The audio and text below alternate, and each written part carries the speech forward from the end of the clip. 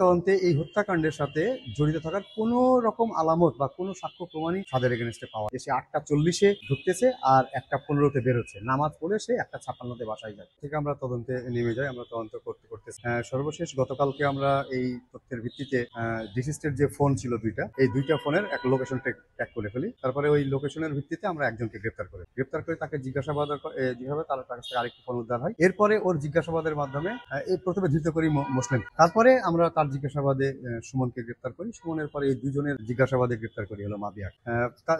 গ্রেপ্তার করার পরে ওই সুমনের বাসা থেকে আজকে সকালে সুমনের বাসা থেকে এই অপরাধের জন্য ব্যবহৃত যে ভ্যান, সেই ভ্যানটি উদ্ধার করা হয়। আর ঘটনা ঘটানোর পরে তাদের বাসায় তালা দিয়ে চলে যায় চাবিটা নিয়ে। ওই চাবিটা উদ্ধার করা হয় মাবিয়ার বাসার রান্নাঘরের চালের কন্টেনারের ভিতর। আর এই বাসায় যে রাউটারটি ছিল, এই রাউটারটি উদ্ধার করা হয় যেহেতু আসামি মুসলিমের বাসা থেকে। পরবর্তী 3জনকে আমরা বিজ্ঞ আদালতে প্রেরণ করলে মুসলিম 164 ধারার জবানবন্দি প্রদান করে। আর বাকি 2জনের জন্য আমরা 5 দিনের রিমান্ডের আবেদন প্রেরণ করি।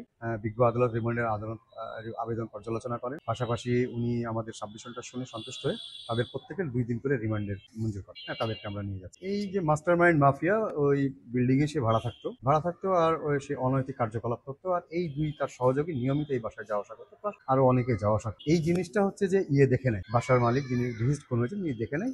পরে ইনি তাকে নিষেধ করেন, নিষেধ করলে ইনি সেটা শোনে না। আর এইটা তাদের মধ্যে ভয়ের সৃষ্টি শুরু হয়।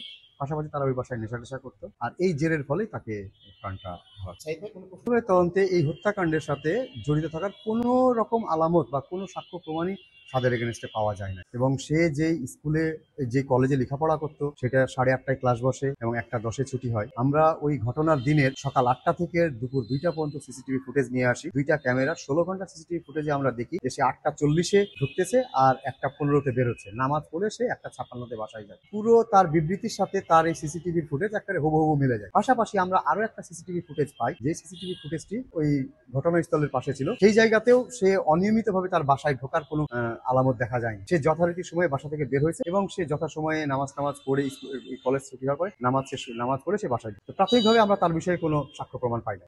12:30 থেকে 1টার মধ্যে, নিয়ার অ্যাবাউট 12টা 40। তার মানে এই সময়ের মধ্যে তো সাত বাসায় না আসে নাই, বাসায় আসেনি। জি না আসে নাই। সেই স্কুল থেকে তার ক্যাম্পাস থেকেও বের হয় নাই এবং সে বাসাতে ঢোকার সিসিটিভি ফুটেজ নেই। আরেকটা বিষয় ভাই, সেটা হচ্ছে যে আসামিদের গ্রেফতার করলেন বাকি 3জন, এদের সঙ্গে সাদের কি কোনো কানেকশন আপনারা পেয়েছেন? না, কোনো রকম কানেকশন নেই, কোনো কানেকশন।